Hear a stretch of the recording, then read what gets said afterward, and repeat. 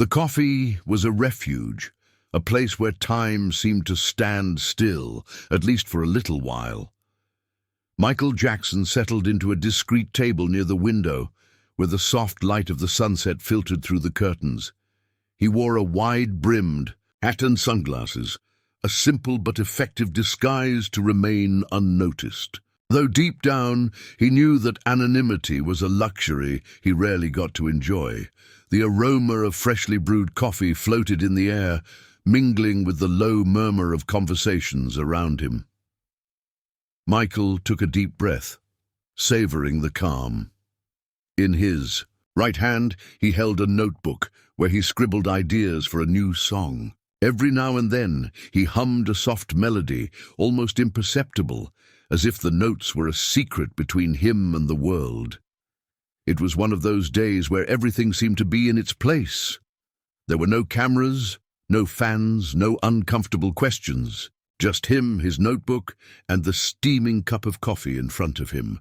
For a moment he allowed himself to dream of a life where this was normal. A life where he could walk down the street without being recognized, sit in a café without everyone turning to stare. But the peace didn't last long. Suddenly, a sharp shout cut through the air like a knife. "It's him! It's Michael Jackson!" Michael froze. The sound of his name, spoken with that mix of surprise and excitement, snapped him back to reality.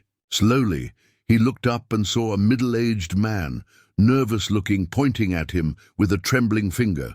The man was standing, his eyes wide and his mouth open, as if he had just seen a ghost. Everyone in the café turned to look. The murmur of conversations stopped abruptly, replaced by an uncomfortable silence. Michael felt dozens of eyes resting on him, studying him, judging him. The weight of fame, which had momentarily disappeared, came crashing back down on his shoulders with full force. The man approached, staggering slightly, as if he couldn't believe what he was seeing. "It's him!" he repeated, this time louder. His voice echoed through the café, filling every corner of the space. Michael took a deep breath, trying to stay calm. He knew that whatever he did in the next few seconds could change everything. He could run, deny his identity, or try to reason with the man. But instead, he decided to do something unexpected. He slowly rose from his chair, removing his sunglasses with a smooth motion. His eyes, filled with curiosity and a hint of concern, met the stranger's. "Yes, it's me," he said softly but firmly. "How can I help you?" The man seemed taken aback by the response. He opened his mouth to say something, but no words came out. Instead, he let out a choked sound, as if he was struggling to express what he was feeling. The café remained silent, expectant. Everyone was waiting to see what would happen next. Michael, for his part, prepared himself for whatever was coming. He knew this moment, this unexpected encounter, could change everything. The silence in the café was palpable. Michael Jackson remained standing, staring intently at the man who had recognized him.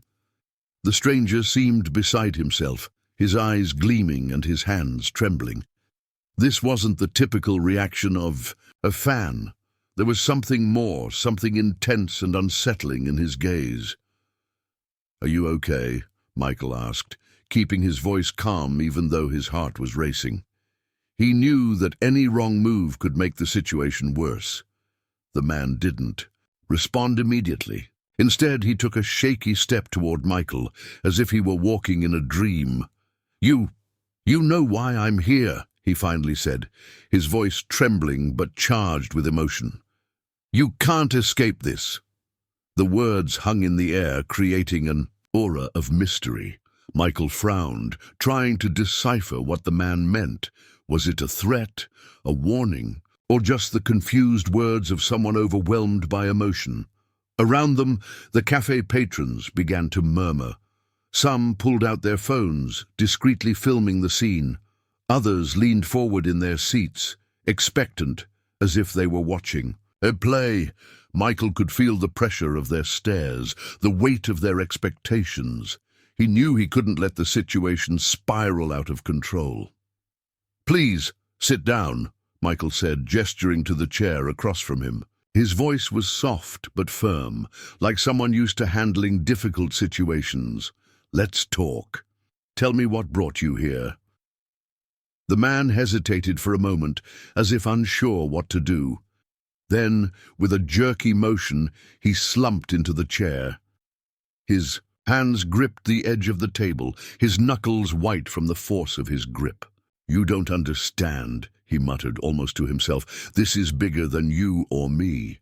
Michael sat down slowly, maintaining eye contact with the man. "Then explain it to me," he said calmly. "Tell me what's going on." The man took a deep breath, as if struggling to find the right words. "Years ago," he began, but his voice broke. He paused, looking down, as if recalling something painful. "Years ago, my son was your biggest fan." Michael nodded slowly, waiting for the man to continue. He knew there was more, something the man hadn't said yet. "He had cancer," the man continued, his voice barely a whisper now. "But your music kept him strong. It gave him hope. You even wrote him a letter, remember?" Michael frowned, trying to recall. He had written so many letters over the years, so many messages of hope for sick children, but something in the way the man spoke told him this was different. "He died 5 years ago," the man said, and this time his voice was heavy with pain. "But before he left, he made me promise something. He made me promise I'd find you and give you this."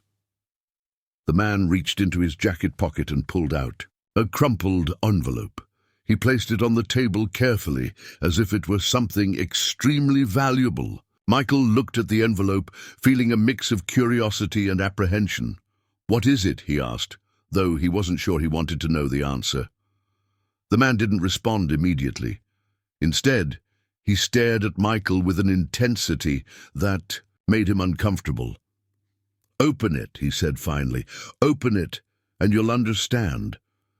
Michael reached for the envelope, but before he could touch it, the man added something that sent a chill down his spine. "And then we'll talk about Neverland." As the café slowly came back to life, as if time had been paused and now suddenly had resumed. The patrons, who had been absorbed in the scene between Michael and the stranger, began to murmur among themselves, some still holding their phones, others exchanging looks of awe. But something had changed. The tension that had filled the air earlier had dissipated, replaced by a kind of silent reverence. Michael Jackson remained seated at his table, the photograph of Daniel still in front of him. The image of the smiling boy holding the Thriller record seemed to stare right at him, as if reminding him of something he had long forgotten. Michael reached out and touched the photo gently, as if afraid it might vanish. "Are you okay, sir?" a soft voice asked beside him. Michael looked up and saw a young waitress standing by his table, holding an empty tray. Her eyes were filled with concern, but also admiration. "Yes, I'm fine," Michael replied, smiling weakly. "Thank you for asking." The waitress nodded but didn't leave. She seemed to want to say more, but wasn't sure how. Finally, she spoke up. "It's just, what you did was incredible," she said, her voice trembling. "The way you talked to that man, the way you listened to him. Not many people would do that." Michael looked at her, feeling a wave of gratitude. "He had something important to say," he replied, "and sometimes the most important thing we can do is listen." The waitress smiled, and for a moment it seemed like she might say more. But then she simply nodded and walked away, leaving Michael alone with his thoughts. The cafe returned to its normal rhythm, but Michael could feel that something had changed. The patrons no longer looked at him with morbid curiosity, but with respect. Some even smiled at him, as if grateful to have witnessed something special. Michael took the photograph of Daniel and carefully tucked it into his pocket.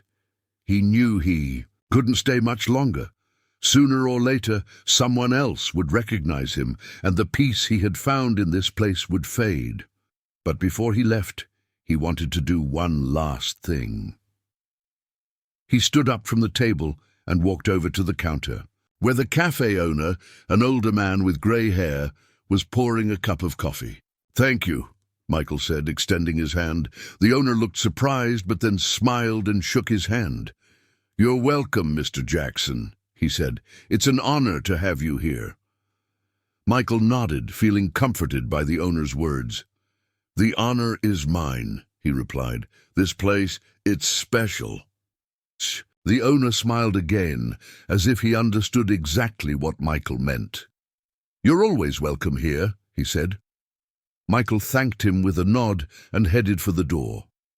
Before stepping out, he paused and looked back at the cafe that had been his refuge for a brief moment.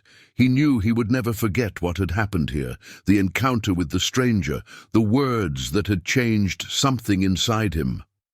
As he stepped outside, the cool night air greeted him, filling his lungs with a sense of renewal. Michael walked slowly, feeling that each step brought him closer to something he had been avoiding for a long time. Maybe it was time to believe in himself again. Maybe it was time to remember why he had started all of this in the first place. Chapter.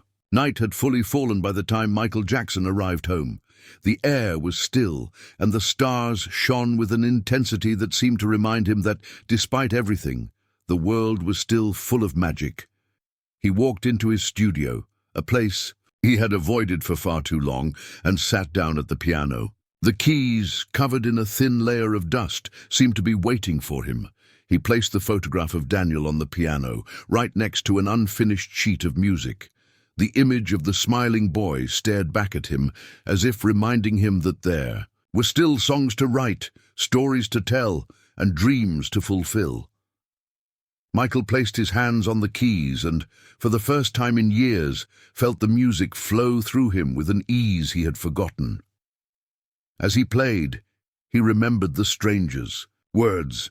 "Remember why you started all of this. Remember the joy you felt when you created, when you danced, when you saw the smiles on children's faces."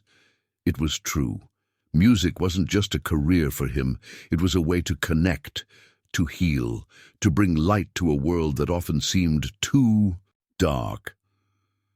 When he finished playing, Michael sat in silence for a moment, feeling as though something inside him had healed.